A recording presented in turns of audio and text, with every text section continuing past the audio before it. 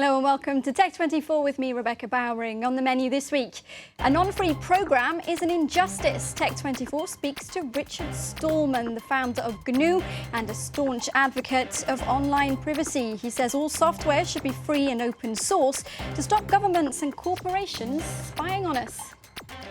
And need Wi-Fi anywhere? Slip the world's smallest router into your pocket. The TPLink Nano is cheap and transportable and fast becoming a tool of choice for hacktivists.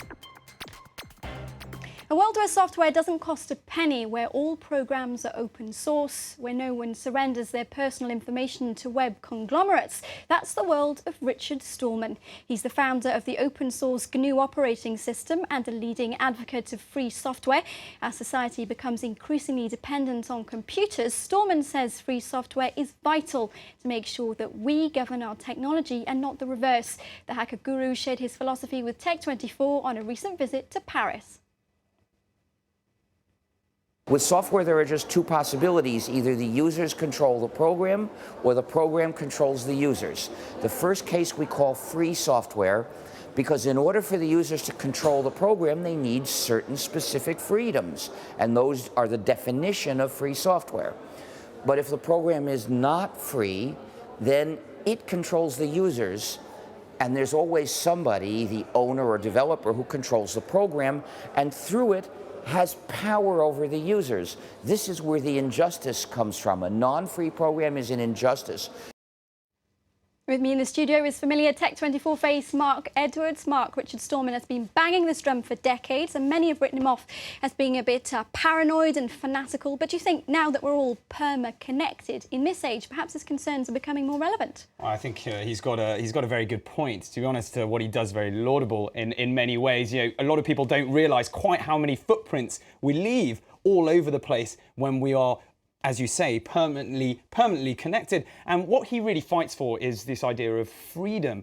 And in many ways, I think that's an incredible thing. At the end of the day, if when we go to Carrefour, for instance, to buy different groceries, we are given the opportunity to buy, and we take them home, and then we can cook them in whichever way that we want. We get, you know, and that's what he's saying is, why should you purchase software and then not be able to do what you want with that software as a base? You know, I can cook some Chinese food just from certain different products, and I think that's absolutely fine. He doesn't have a problem with people making software and then using that to actually make some money from it. It's just what you do afterwards. And the fact that we are all giving away our personal information to a third party. So he's saying turn your back on proprietary software. Have you got any other examples perhaps of where this free and open source principle is at play in wider society? Well, I'm not going to say a very good example, but there's an example of certain universities now allowing many of their courses to actually be put online, and I think that's an incredible thing, especially when, you know, developed countries and top-class universities are allowing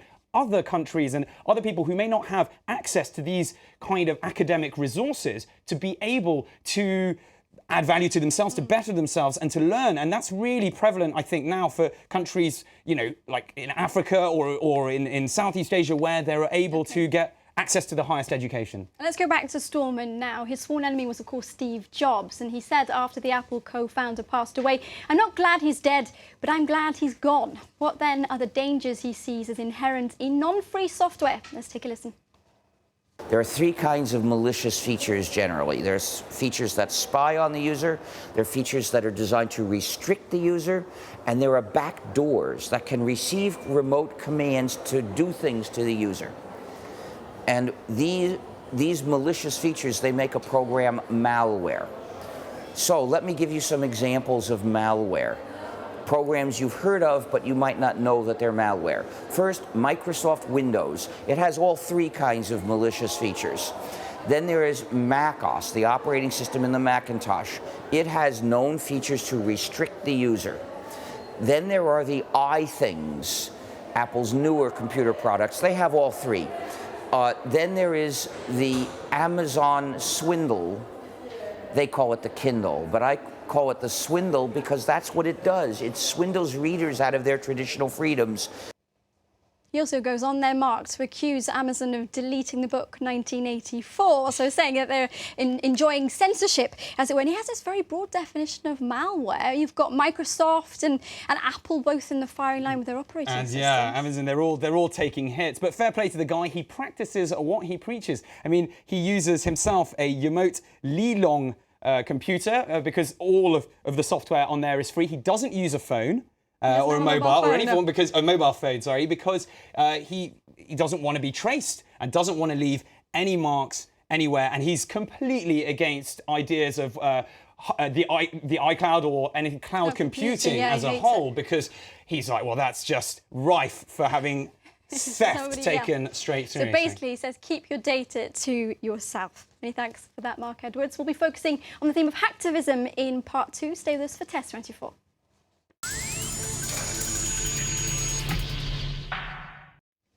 Our gadget this week is only the size of a pillbox, but it's proof that powerful things can come in small packages. The TP-Link Nano is a router, repeater and a wireless extender. It connects to the internet and then shares the connection around an average size room at 150 megabits per second. Sounds perfect, Mark, for going on the road.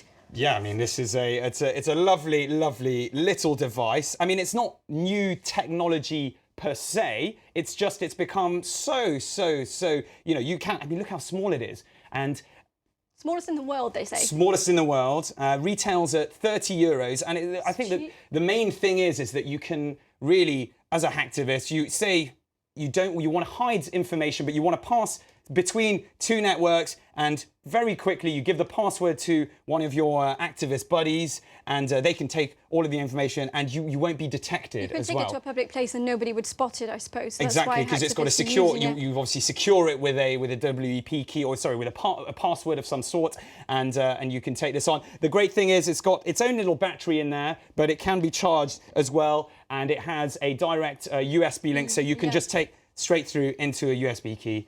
To your computer. As you say, it's €30, so it's not very expensive. It comes from a Chinese company, TP-Link. There has been some criticism that the documentation is in poor English.